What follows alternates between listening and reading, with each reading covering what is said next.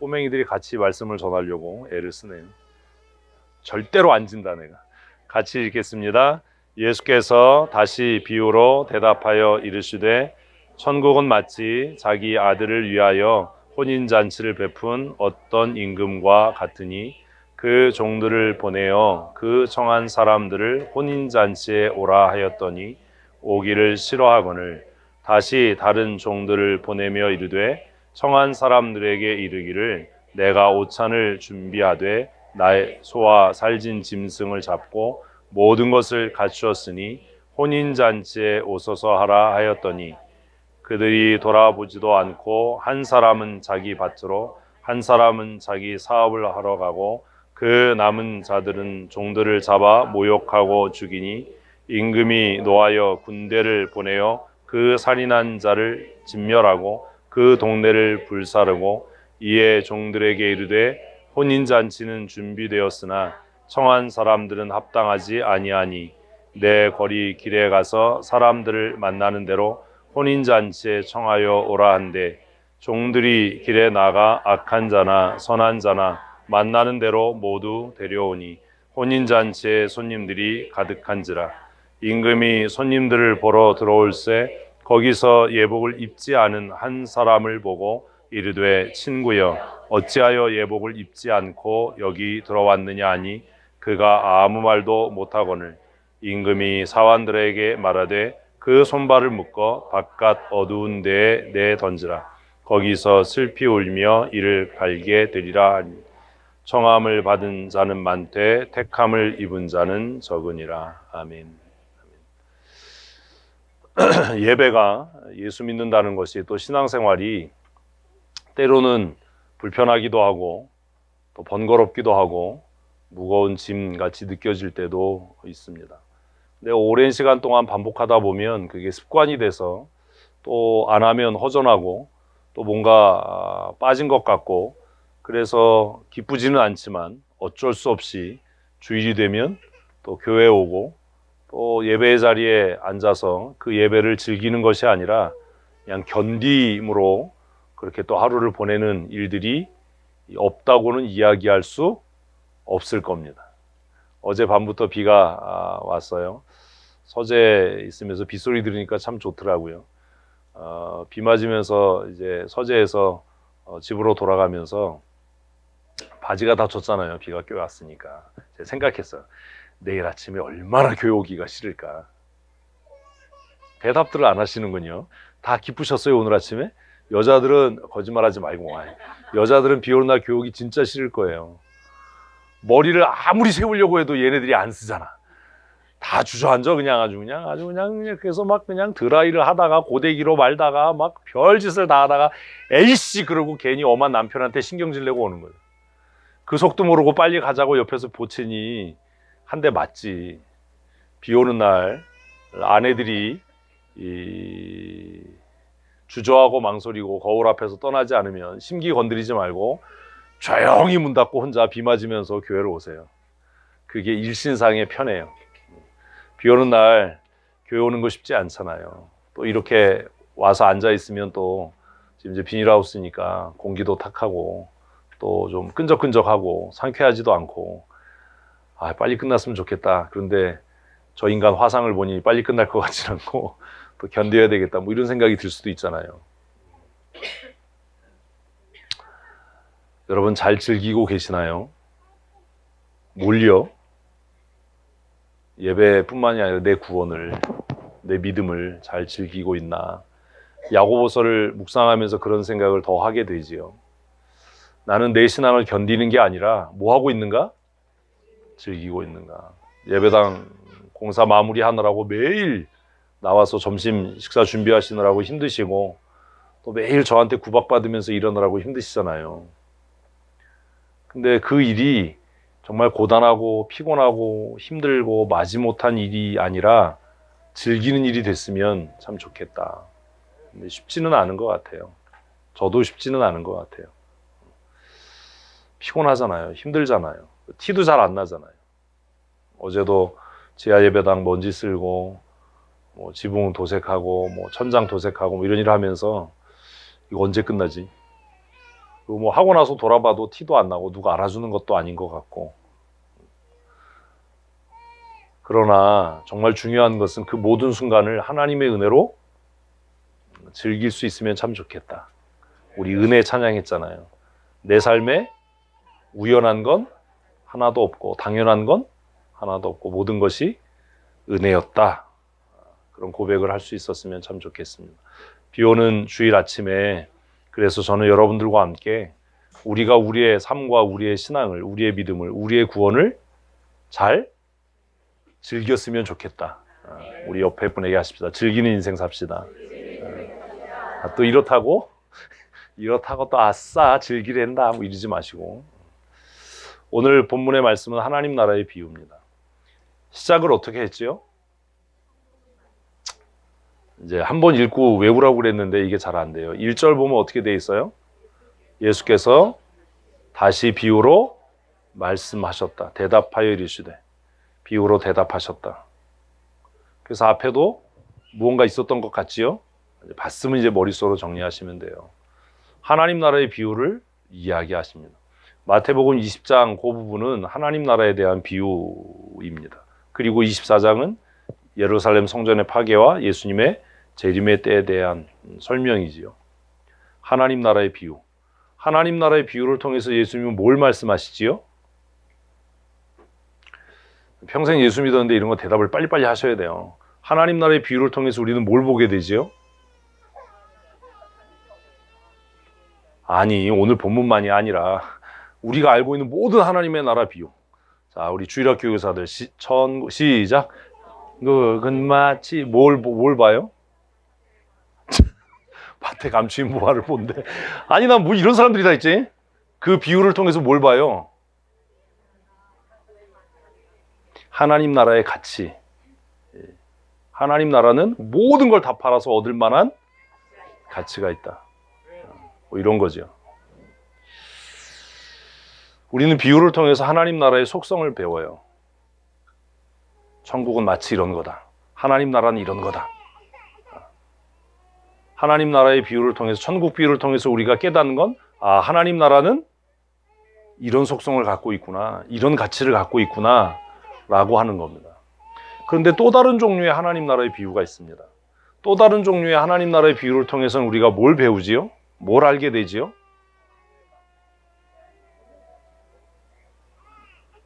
이제 이런 질문들을 드릴 때 여러분들이 스스로 생각하고 고민하셔야 돼요. 제가 이렇게 질문을 드리고 다른 말을 계속 하는 이유는 그동안 고민하셔서 생각을 정리하시고 답할 수 있는 시간적 여유를 드리는 겁니다. 하나님 나라, 천국 비유를 통해서 우리는 첫째, 하나님 나라의 속성을 알게 돼요. 하나님 나라는 어떤 것보다도 가치가 있어. 하나님 나라는 성장성이 있어. 어떤 비유를 통해서요? 겨자씨 비유예요. 가루에 넣은 누룩 비유요. 이게 빨리빨리 답이 돼야 돼요. 그리고 천국 비유를 통해서 우리는 또 뭘 보게 되지요? 뭘 알게 되지요? 누가 하나님 나라에 합당한 사람인가? 야, 이거 답을 이렇게 못하면 진짜 심각한 거예요, 우리가. 성경을 안 읽는 거예요. 그리고 읽어도 이해를 못하는 거예요. 누가 하나님 나라에 합당한 사람인가? 그런데 첫 번째는 문제가 없는데 두 번째는 문제가 있어요. 두 번째는 어떤 문제가 있지요? 누가 하나님 나라에 합당한 사람인가? 라고 하는 것에 대한 답을 하려고 하다 보면, 그렇다면 하나님 나라는 어떤 조건을 갖춰야 갈 수 있는 건가? 라는 당연한 질문에 맞닥뜨리게 됩니다.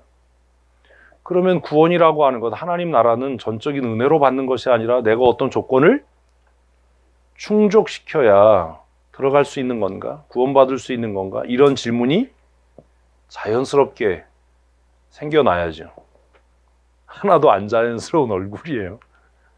그래야 되는 거예요. 그죠?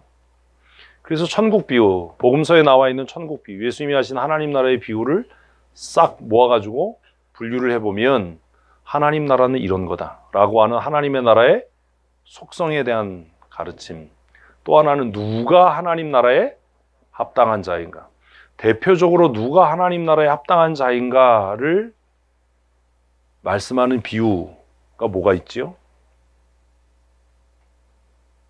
네, 달란트 비유예요. 또요. 비유를 모르시는군요. 씨 뿌리는 비유요.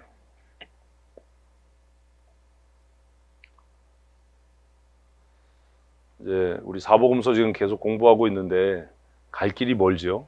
언젠간 하나님 나라 비유를 만나게 될 거예요. 비유들을 다 한꺼번에 싹 정리를 할 텐데 성경 읽으면서 고민하고 생각하지 않으면 답하지 못해요. 답하지 못한다는 건 아직 정리가 덜 됐다는 겁니다. 우리는 예수님이 하신 비유를 통해서, 하나님 나라 비유를 통해서 하나님 나라는 어떤 속성을 갖고 있는가? 이건 뭐 별 문제가 없어요. 근데 누가 하나님 나라에 합당한 자인가? 라고 하는 이 부분에 와서는 그러면 구원이 전적인 하나님의 은혜로 이루어지는 것이 아니라 내 노력, 내 수고를 통해서 이루어져 가는 것인가? 라고 하는 고민이 당연하게 생겨져야 하는 겁니다. 왜 하나님 나라를 이야기하면서 예수님은 하나님 나라에 합당한 자가 있고 합당치 않은 자가 있다라고 말씀하시는가? 그럼 우리 보고 어떡하라는 건가? 오늘 본문의 결론은 청함을 받은 자는 많되 택함을 받은 자는 적다예요. 근데 청함을 받은 것도 택함을 받은 것도 내 노력의 결과가 아닌 거지요. 내 노력의 결과가 아닌데 이 얘기를 해야 될 이유가 뭐가 있나? 택함을 받지 못한 사람들 열받으라는 건가? 택함 받은 사람들에게 괜히 우쭐거리는 우월감을 갖게 하기 위한 건가? 이런 것에 대한 고민이 있어야 되는 겁니다. 이게 글을 읽는 겁니다.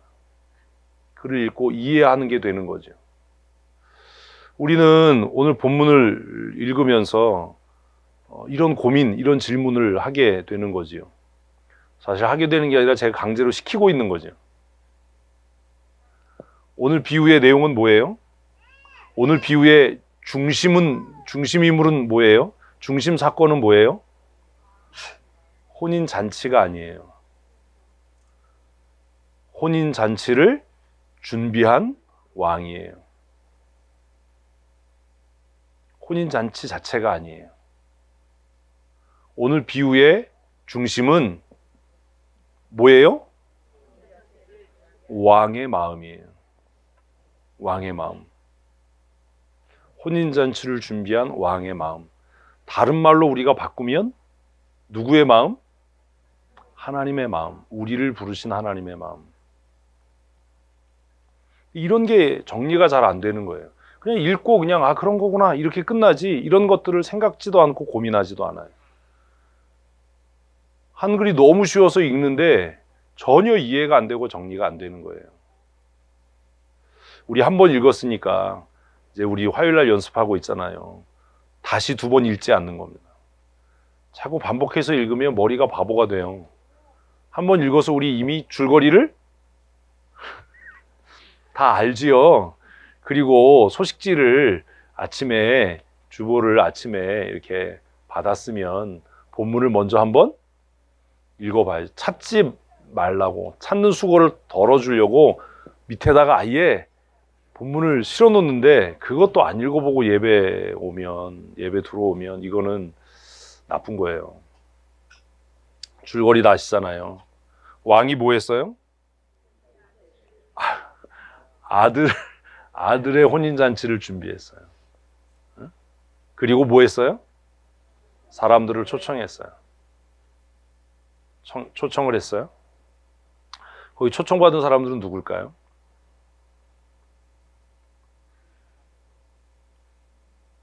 청함을 받은 사람들은 누굴까요? 아니 잔치에 오기에 합당한 사람들이겠죠. 어떤 사람들이에요? 그래도 좀 능력 있는 사람들이었겠죠. 왜요? 잔치를 베푼 사람이 왕이니까. 아니 이런 게 정리가 안... 이거 빨리빨리 대답을 해야지.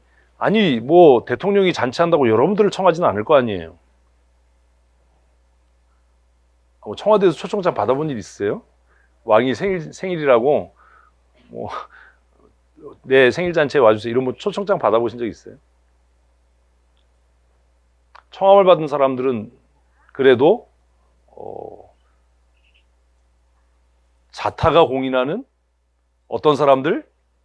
그런 사람들, 그죠? 능력 있는 사람들, 뭐 인지도가 있는 사람들, 권력 있는 사람들, 힘 있는 사람들, 재력가들, 뭐 이런 사람들이었겠죠. 근데 이제 질문이 하나 생기는 거예요. 무슨 질문이 생기지요? 그들은 왜 오지 않았는가? 그들은 왜 안 왔지요? 생각하고 답을 해야 돼요. 여러분이 답을 빨리 해야 빨리 끝나요. 그들은 왜 안 왔을까요? 가기 싫어서. 또요? 내일이 더 중요해서. 또요? 끝이에요? 왜 안 왔을까요? 진두정 집사님 왜 안 왔을까요? 예? 중요하게 생각하지 않아서. 뭘요? 왜 이렇게 진두정이가 많아? 뭘요? 잔치를요? 청한 사람이죠. 그들이 왜 안 왔어요? 왕을 우습게 생각한 거예요. 그래서 제가 늘 얘기하는 게 그거예요. 태도의 문제다, 이건. 뭐 밭을 샀어요. 뭐 사업을 해야 돼요. 뭐 소를 샀어요. 예전에 한동안 교회 안에서 뭐 이 중창이 유행한 적이 있었어요. 한 셋만 모이고 넷만 모이면 구석에서 깨깨거려 아주.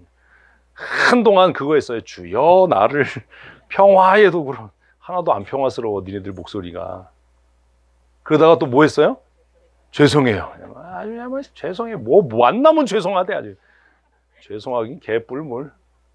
모이면 죄송하대. 여기서도 죄송해요. 저기서도 죄송해요. 정말 잔치에 갈 수 없어. 소도 사야 하고 뭐 농고밭에 나가서 할 일은 많아. 들으면서 좀 뭔지 알구나 하나? 듣기 좋아서 했겠죠. 화음 맞추기가 쉬워서 했겠죠. 그들은 왜 오지 않았을까? 바빠서? 아니에요. 뭐 할 일이 있어서 아니에요.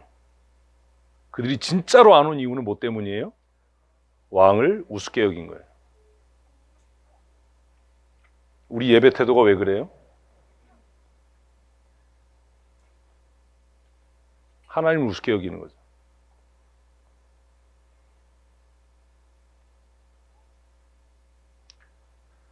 여러분 청와대 만찬에 초청을 받아서 가면 다리 쫙 벌리고 아주 편안하게 늘어지게 앉아 있을 수 있는 용기 있으세요?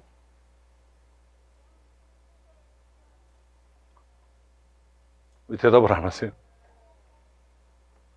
그거 뭐 청와대 만찬에 이렇게 오찬이나 만찬에 뭐 조찬이나 뭐 이런 초청 받아서 가면 얼마나 말이 많겠어요. 이놈 저놈 나와서 한마디씩 할 거 아니야. 조찬 기도회 이런 거죠. 아주 그냥 아주 밥상 차려놓고 뭐 하는 일이야. 그럴 수 있겠어요? 그렇게 하면 누군가가 와서 얘기하겠죠. 좀 반듯하게 앉아주십시오. 이렇게.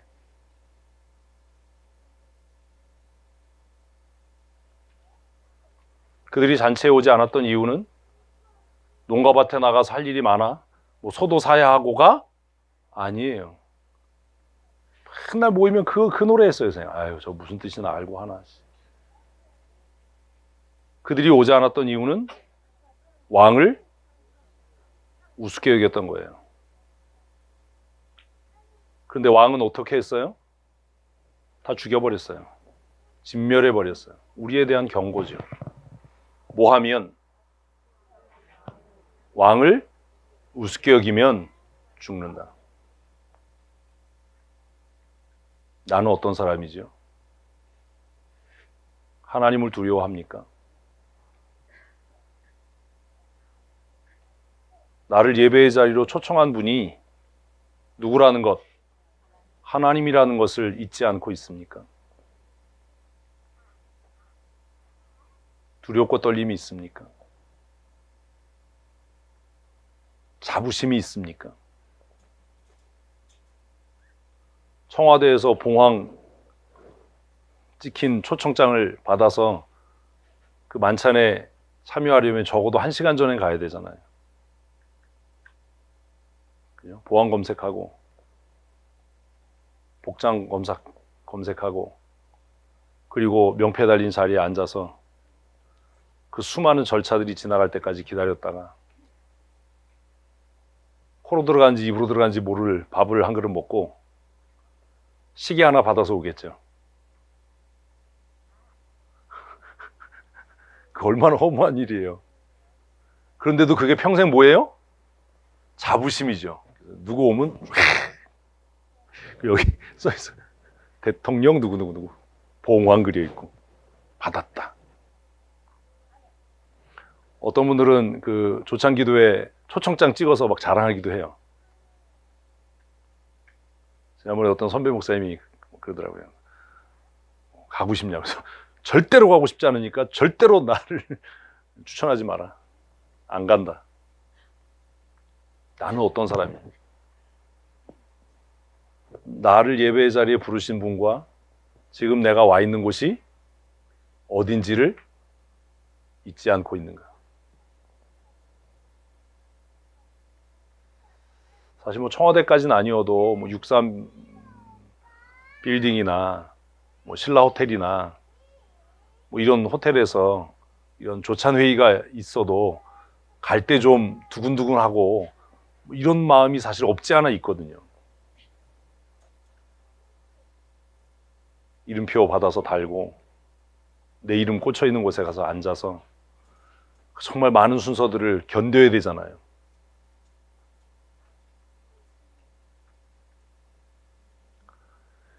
청함을 받은 그들은 왜 오지 않았고 나는 어떤 사람인지 이 비유를 읽으면서 고민해 봐야 되지 않습니까?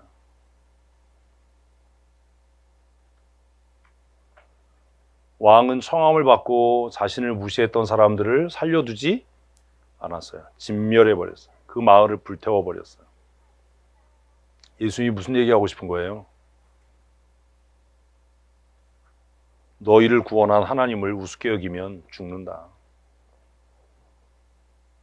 근데 우리는 매주 반복되는 예배를 통해서 어쩌면 하나님을 더 비참하게 만드는 거죠.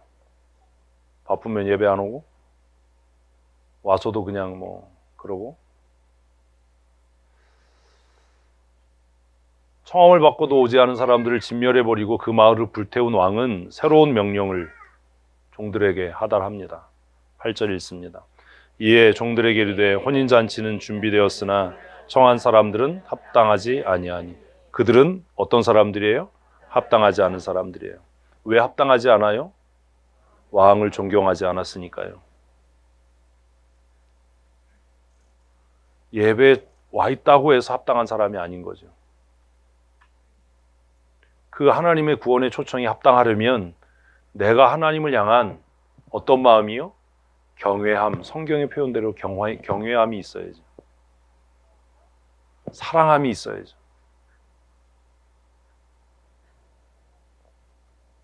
그들은 합당하지 않아요. 그래서 9절 같이 읽습니다. 내 거리 길에 가서 사람들을 만나는 대로 혼인잔치에 청하여 오라 한대. 이제는 그들의 사회적인 신분, 지위, 뭐 재정의 정도, 배움의 정도 이것과 관계없이 모든 사람을 청하는 거예요. 어디에 나가서? 내거리 길에 가서, 시장바닥에 가서, 사람들이 많이 다니는 곳에 가서 만나는 대로 그 사람의 자격 여부를 묻지 말고 만나는 대로. 그래서 이걸 보면 결국 구원은 하나님의 은혜인가 보다 라는 생각을 하게 돼요. 만나는 대로 데리고 와라. 그래서 그 결과가 뭐예요? 잔치자리는 가득 찼어요. 10절 읽습니다. 종들이 길에 나아가 악한 자나 선한 자나 만나는 대로 모두 데려오니 혼인잔치에 손님이 가득한지라. 너무 극적이죠. 처음에는 그래도 뭐 귀인들, 돈 있는 사람들, 뭐 세상적으로 그래도 뭐 이름 있는 사람들, 이런 사람들을 청했어요.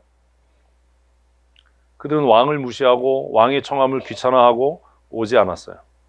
왕은 그들을 진멸했고 그들의 마을들을 불태워버렸어요.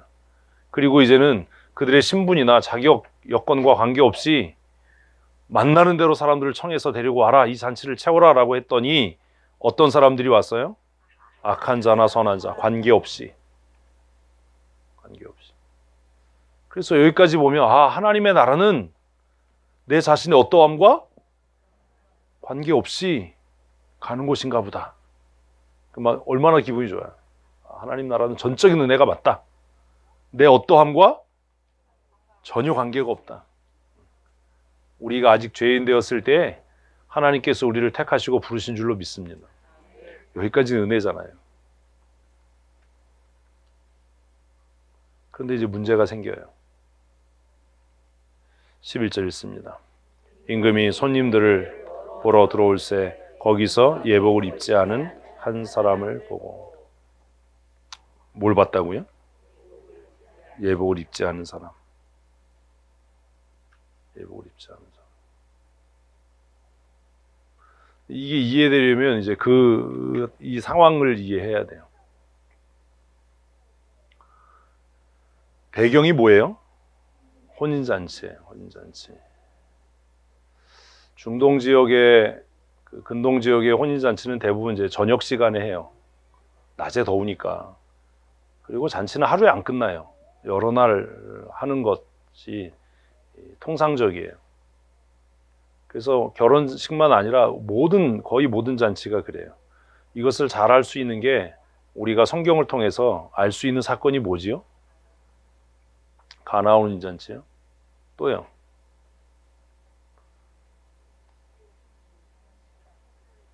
와스디가 폐위된 잔치예요. 일주일을 하잖아요. 일주일. 그리고 나중에 에스더가 잔치를 배설해도 3일을 하죠. 3일. 내일도 잔치에 와주십시오. 내일 저녁에도 와주십시오. 낮에 안 해요. 내일도 와주십시오. 그런데 그 모든 잔치 자리에 가면 그 입구에 준비된 예복이 있어요. 준비된 예복. 낮 동안 일상생활을 하고 밖에서 생활을 하고 유목을 하고 먼지 모래바람을 뒤집어 쓰고 그러다가 잔치 자리에 오면 어떤 일이 있겠어요? 움직이면 먼지가 막 날 거 아니에요. 그래서 지금 서경영 권사님이 한 것처럼 뭔가를 뒤집어 쓰는 거죠. 예복을 입고 온 거야? 그건 짝퉁인데? 그래서 잔치에 초대를 받으면 그 입구에 예복들이 준비되어 있어요. 그러니까 그냥 준비된 예복을 걸치면 되는 거예요. 걸치고 들어가서 잔치를 즐기면 되는 거예요. 그래서 왕이 이제 잔치 자리가 꽉 찼으니까 흡족한 마음으로 이제 혼인 잔치가 성대하게 진행이 되는구나 올라왔는데 한 사람이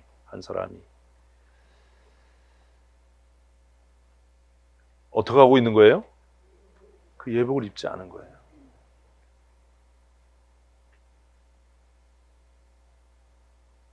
질문. 왜 예복 입지 않았을까요?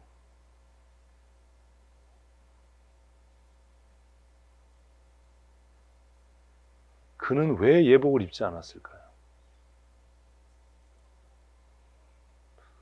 성경을 읽으면서 우리 이런 생각들을 안 해요.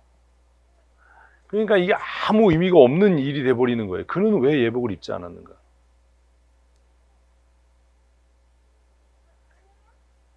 잔치 자리에 오게 된 것까지는 뭐예요? 은혜예요. 은혜. 그러나 그 은혜가 은혜되게 하는 건 뭐예요?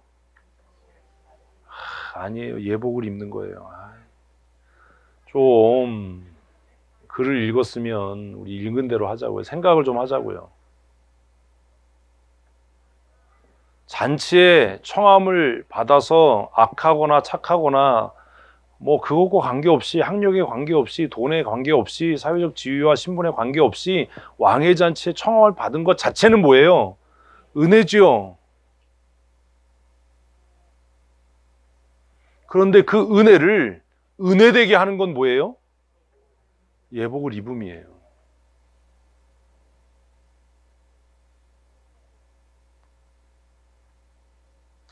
솔직히 이해되세요 지금? 이해가 되셔야 돼요. 청함을 받았지만, 그래서 잔치자리에 왔지만 그 왕이 준비한 예복을 입지 않는다라는 것은 뭘 얘기하는 거예요?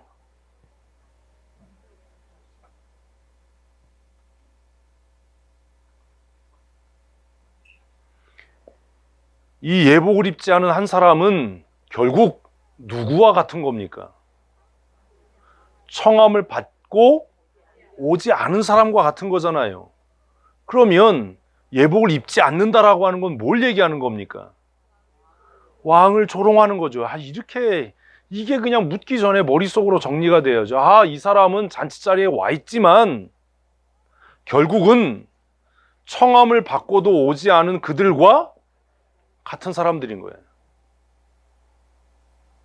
그는 예복을 입지 않으므로 왕의 호의를 무시하는 거예요. 그 은혜가 은혜되게 하지 않는 거예요.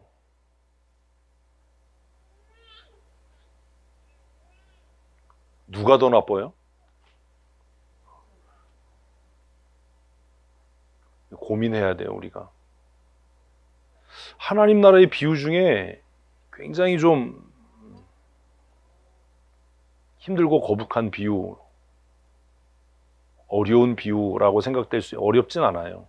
그냥 논리적으로 생각하면 돼요. 제가 말씀드렸잖아요. 평상시에는 그냥 논리적이고 합리적이고 살다가 위험해지고 어려우면 그때는 믿음으로 살아야지. 뭘 또 상식이 나와. 상식은 앞에 나와야지.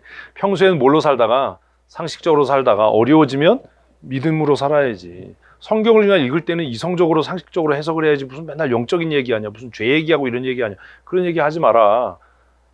평소에는 일상의 언어로 얘기하다가 정말 삶이 어려워지면 그때는 믿음의 얘기를 해야지.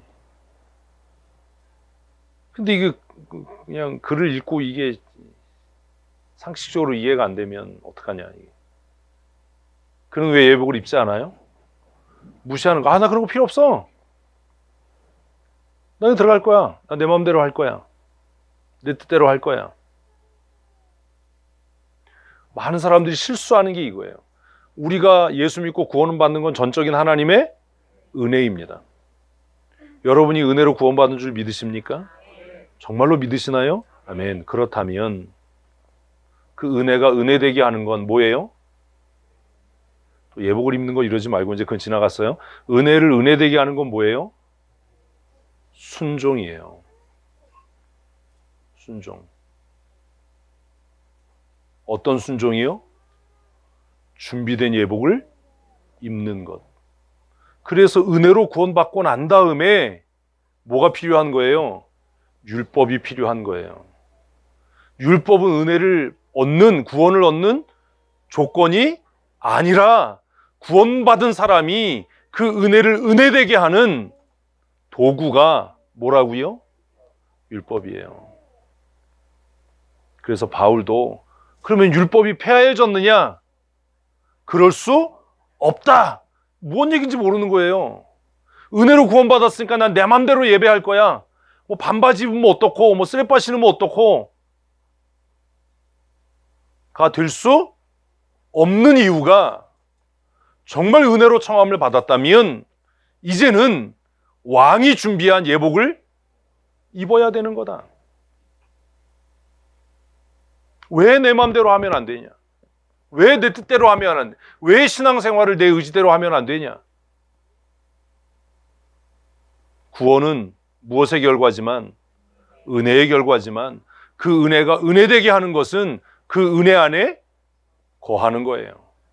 예복을 입는다는 건 내가 낮 동안에 살았던, 내가 오늘 하루를 살아왔던 내 삶의 흔적과 자취를 가리고 감추고 내가 왕의 은혜 아래 있다는 것, 내가 왕의 잔치에 참여한 사람이라고 하는 것을 나타내고 증거하는 행위인 거예요. 이게 이해가 안 되는 거예요. 그래서 내가 은혜로 구원받았는데 뭘 왜 이제 와서 뭐 율법을 지켜야 되고 왜 그래야 되고, 내 마음대로 하면 되지, 내 뜻대로 하면 되지, 형편이 그러면 그럴 수 있지, 가? 아닌 거예요. 왜 율법을 지켜야 하느냐? 왜 율법은 여전히 유효하냐? 왜 율법이 더 은혜를 은혜되게 하냐? 그 이해가 안 되는 거예요. 바울 서신을 읽으면서도 이해가 안 되는 거예요. 예수님은 내가 율법을 완성하러 왔다라고 이야기했는데 왜 바울은 율법이 폐해지지 않았다라고 이야기하는지 이해를 못하는 거예요.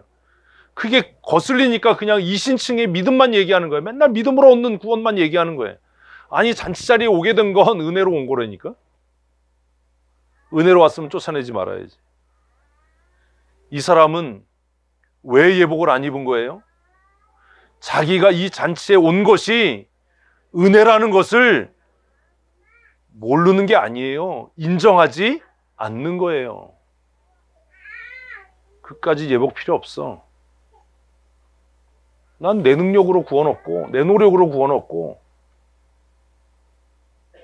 그는 잔치자리에 와서 생각하는 거예요. 나는 이 잔치에 올 만한 자격이 있다. 그러니 왕이 준비한 예복은 필요치 않다. 우리가 그런 거예요. 아니, 은혜로 구원 얻는데 왜 예복을 지켜야 돼요? 다 은혜롭게 하면 되지 왜 교단의 헌법을 지켜야 돼요? 바보 같은 사람들이 맨날 그 얘기하는 거예요. 은혜로 합시다. 은혜로 합시다. 은혜가 뭔데요? 은혜는 하나님의 법을 지키는 거예요. 믿으면 아멘. 뭘 모르니까 은혜로 한대 자꾸. 은혜로 하면 이 사람 쫓겨나지 말아야지. 그 예복을 입지 않은 한 사람. 그래서 천국은 아무나 가는 데가 아니에요. 누구나 갈 수 있지만 아무나 가는 곳은 아니에요. 그래서 아무나가 아닌 누구나예요. 하나님의 나라, 예배의 자리는 아무나가 아닌 누구나예요. 잊으시면 안 돼요. 아무나가 아니에요. 누구나예요. 예복을 입지 않아도 되고 내 고집대로 해도 되고 내 뜻대로 해도 되고가 아니라 자격은 필요 없고 조건은 필요 없지만 은혜로 구원받음을 깨달아서 그 은혜 아래 거하기를 원하는 자들 누구나 천국 가게 될 줄로 믿습니다. 비유가 좀 그렇죠. 그래서 다른 비유하고 달라요. 예복을 입지 않은 사람은 12절 같이 읽습니다. 이르되 친구여 어찌하여 예복을 입지 않고 여기 들어왔느냐 하니 그가 아무 말도 못하거늘. 할 말이 없는 거예요. 만약에 예복이 준비되어 있지 않았다면 예복이 준비되어 있지 않았어요. 난 예복을 살 돈이 없었어요. 우리 집이 가난해서 파티복이 없어요. 이럴 수 있는데 그게 아닌 거예요. 그게 아닌 거예요. 근데 우리는 이 12절을 읽으면서 또 하나 질문을 하게 돼요. 그 질문이 뭐죠? 네? 뭐라고? 크게 얘기해줘. 욕하는 거 말고는 작게 얘기하면 안 들린다니까. 뭐라고요? 말을 해, 말을. 눈을 쳐다보면 말을 안 해요. 우리 무슨 질문을 하게 되죠? 어떤 질문이 떠오르죠? 네, 방 권사님 뭐라고요? 그거예요. 왕은 왜 물었나? 왕이 왜 물었을까요? 왕이 왜 물었을까 하니까 엄정 집사님 눈을 막 굴려. 생각이 안 날 거야. 왜? 자기는 왕이 아니니까. 무술이 출신이 어떻게 알겠어 그걸. 왕은 왜 물었을까요?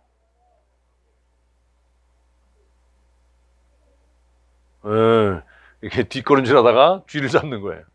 왕이 왜 물었을까? 그냥 내쫓아 그러면 되는데. 지금이라도 가서 입고 와 라고 하는 뭐예요? 기회를 주는 거예요. 왜 하나님은 교회를 세우고 하나님의 사람들을 세워서 책망하고 야단치게 할까요? 왜 우리의 죄가 깨닫게 돼서 마음이 불편해지고 힘들게 할까요? 그냥 끄집어내면 되는데. 그냥 당장 이놈 새끼 그냥 끌어내! 그러면 되는데 왜 왕은 이 친구에 가서 이렇게 물었을까요? 그리고 12절을 보면 우리는 보게 돼요. 그가 아무 말도 못하거늘. 왕은 뭘 했던 거예요? 대답을 기다렸던 거죠. 그럼 이 사람이 뭐라고 얘기했으면 됐을 것 같아요? 잘못했습니다. 제가 지금이라도 나가서 예복을 입고 들어오면 안 될까요? 라고 했더라면. 근데 그런 일은 있을 수 없어요. 왜 없는지 아세요? 모르시죠? 그럴 마음이 있는 사람이었으면 처음부터 입고 들어왔지요.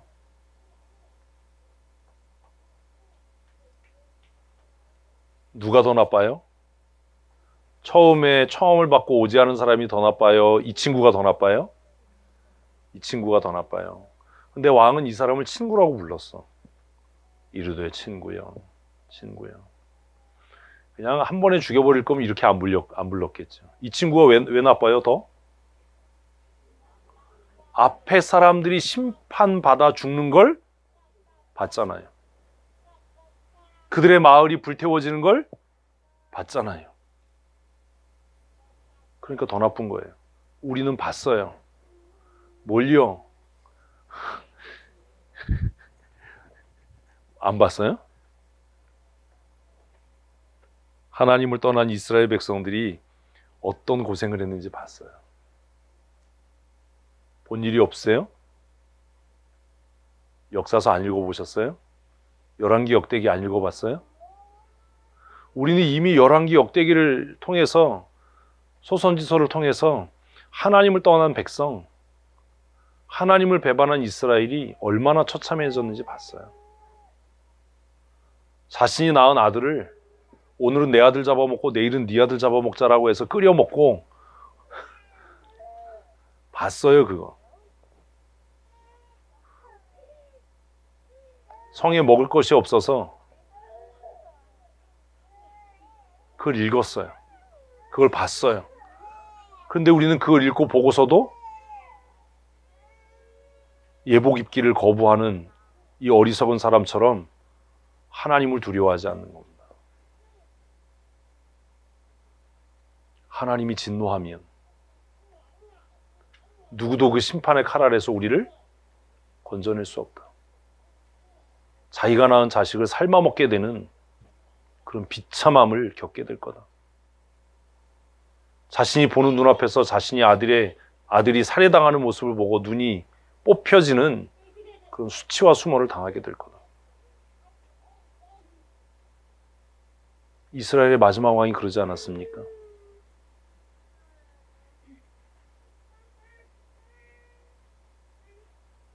우리는 그거 다 봤어요. 설교를 통해서 들었어요. 성경을 읽으면서 봤어요. 이스라엘 백성이 어떻게 처참하게 망해갔는지, 그 성전이 어떻게 파괴됐는지, 그들이 왜 2000년 동안 나라 없는 백성으로 살아야 했는지 그걸 봤어요. 왕의 초청을 거부하고 잔치에 오지 않았던 사람들이 어떻게 죽임을 당했는지, 그 마을이 어떻게 불태워졌는지 이 잔치 자리에 예복을 입지 않은 이 친구도 뭐 했어요? 보고 들었어요. 그런데도 그 잔치에 예복을 입지 않고 들어온 겁니다. 두려움이 없는 거죠. 신앙의 출발은 두려움입니다. 하나님을 경외함입니다. 그래서 바울은 이야기합니다. 하나님께서 그 택하신 백성 이스라엘을 아끼지 않고 이렇게 처참하게 멸망시키시는데 이방인인 너희일까 보냐? 우린 그게 두렵지 않은 거예요. 이 친구처럼. 그런데도 왕은 그 친구에게 다가가서 뭐라고요? 친구여, 어찌하여 예복을 입지 않았냐? 지금이라도 늦지 않았다.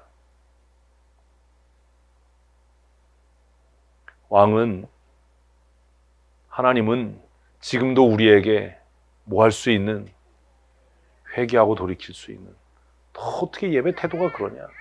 너 어떻게 신앙생활 그렇게 하냐? 왜 은혜에 합당하게 살지 못하냐? 어찌하여? 왜 그러냐 너? 그런데 이 친구는 왜 답을 안 하지요? 성경 읽으면 난 이런 게 궁금해. 이 친구는 왜 답을 안 하지요? 여러분을 생각하면 돼요. 뭐 이렇게 어려운 게 소설을 쓰려고 그래. 여러분은 왜 책망받고 이러면 회개는 안 하고 화를 내지요? 이러면 이제 할 얘기가 없어. 왠지 아세요? 심판이 두렵지 않기 때문이에요.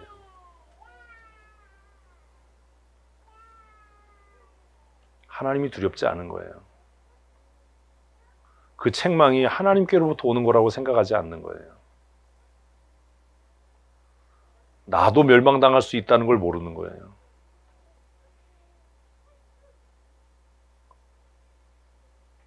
그 친구는 아무 말을 못해요. 왜요? 왕이 지금 와서 묻는데도 지금도 왕의 권위를 인정하지 않는 거예요. 그냥 통상적이면 무릎 꿇고 저나 죽을 죄를 졌습니다. 뭐 이래야죠. 통촉하여 주시옵소서. 뭐 이래야죠. 사극을 안 보셨어요? 말이 없어요, 이 친구가.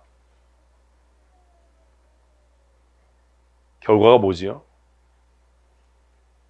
손발을 묶어서 바깥 어두운 곳에 슬피 울며 일감이 있을 것. 사랑하는 성도 여러분, 하나님의 나라는 아무나 가는 곳이 아니지만 하나님의 은혜로 누구나 가는 곳입니다. 그러나 그 누구나의 누구나가 누굽니까? 은혜를 은혜인 줄 알고 사는 사람입니다. 구원받는 건 하나님의 은혜이지만 구원 이후의 삶은 하나님의 은혜 안에 거하기 위해 힘쓰고 노력하는 겁니다. 야고보서 하면서 했잖아요. 너희가 여러 가지 시험을 만나거든 온전히 기쁘게 여기라. 이는 그 시험이 너희로 인내를 만드는 줄을 안다. 만들다라고 하는 그 단어에 힘쓰다, 노력하다라는 뜻이 있어요. 시험을 만나면 견디는 게 아니라 뭐 해야 된다고요? 힘써야 되는 거예요. 노력해야 되는 거예요. 하나님의 은혜로 구원함을 얻었다면 나 예수 믿고 구원받았어가 아니라 뭐 해야 된다고요? 힘쓰고 노력하지 않으면 그 은혜 안에 거할 수가 없어요. 우리가 실패하는 이유가 그거예요. 은혜로 구원받았는데 뭐가 없어요? 힘씀이 없는 거예요. 노력함이 없는 거예요. 주일에 아침에 교회 일찍 오기 위해서 뭐 해야 돼요? 힘써야 되잖아요. 이 1시간 예배되게 하기 위해서 뭐 해야 돼요? 힘써야 되잖아요. 노력해야 되잖아요. 일주일 동안 계속 저도 교회 일을 하고 설교 준비하느라고 힘쓰고 노력해야 되잖아요. 토요일도 하루 종일 일하고 서재 가서 12시, 1시 될 때까지 정리하고 또 다시 원고 읽어보고 힘쓰고 애쓰지 않으면 하나님의 은혜 안에 거할 수가 없어요. 예복을 입지 않으면 그 잔치를 즐길 수가 없어요. 그래서 여러분에게 질문하는 겁니다. 여러분은 잘 즐기고 계십니까? 그 하나님의 나라의 복된 잔치를 잘 즐기고 계십니까? 은혜 아래 거하고 계십니까? 그 은혜를 은혜되게 하고 있습니까? 그 예복을 입었더라면 지금이라도 내가 나가서 입고 오겠습니다라고 한마디만 했다면 그는 그 잔치를 끝까지 즐길 수 있었을 텐데요.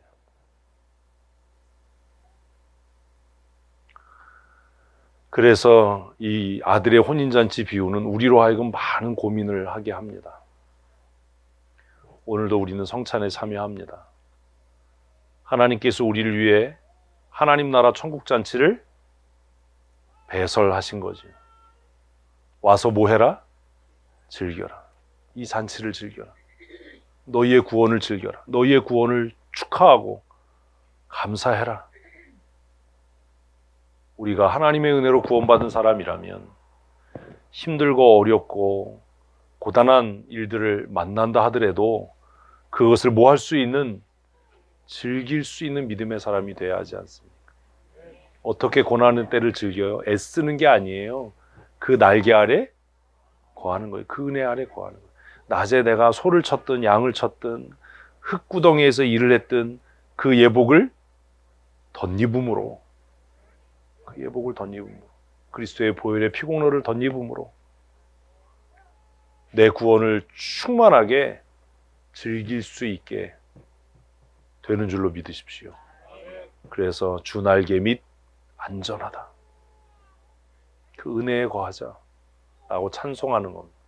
오늘 성찬에 참여하는 이것이 하나님의 은혜의 날개 아래 거함이 될 줄로 믿습니다. 우리 어차피 한 번밖에 못 사는 거니까 사는 날 동안 어떻게 살자고요? 즐기며 사십시다. 그 순간이 최고가 되도록, 오늘이 내 인생의 최고의 날이 되도록. 가끔은 즐길 수 없을 때도 있어요. 어제 정성택 집사님이 바이크 타러 가자고 그래서 바이크 타고 가는데 비가 오기 시작했어요. 아씨, 어디 가려고 그러면 비가 오네. 그 비 참고 타려고 그랬는데 빗방울이 점점 굵어져서 얼굴에 맞는데 아프더라고요. 입술에 딱 한 대 맞았는데 오씨, 아프다. 그래가지고 시내 쪽으로 좌회전을 딱 하길래 아, 이게 집에 가라는 사인인가 보다. 우리 정성택 집사가 정신을 차렸구나. 그리고 그냥 석사 사거리에서 그냥 곧바로 저는 직진을 해서 교회로 왔어요. 그랬더니 서재에 와서 이제 주일 준비를 하는데 카톡이 왔어요. 나를 버리고 다 어디로 가셨나요? 커피 한 잔을 찍어서 나를 버리고 다 어디로 가셨나요? 그래서 저도 서재에서 커피를 내려서 나도 서재에서 커피 마신다. 때로는 즐기기 힘들 때도 있어요. 빗방울이 얼굴을 그렇게 막 때리는데 어떻게 즐기고 라이딩을 해요, 계속. 서재에 와서 주일을 준비하면서 저는 저 나름대로 어제 저녁 시간을 즐겼어요. 사랑하는 성도 여러분, 이번 한 주간 또 어떤 어려움이, 어떤 고난이, 어떤 시련이 우리를 기다릴지 우리는 알 수 없습니다. 힘들고 어려운 일들도 많을 겁니다. 그러나 주의 은혜 안에 거하십시다. 그리고 그 시간들을 충분히 즐기십시다. 우리 주일 예배가 견디는 시간이 아니라 뭐 하는 시간? 즐기는 시간 됐으면 좋겠어요. 내 구원을 즐기고 내 은혜를 즐기는 그런 은혜의 시간이 될 줄로 믿습니다. 하나님의 은혜에 우리 감사하면서 성찬 함께 나누십시다.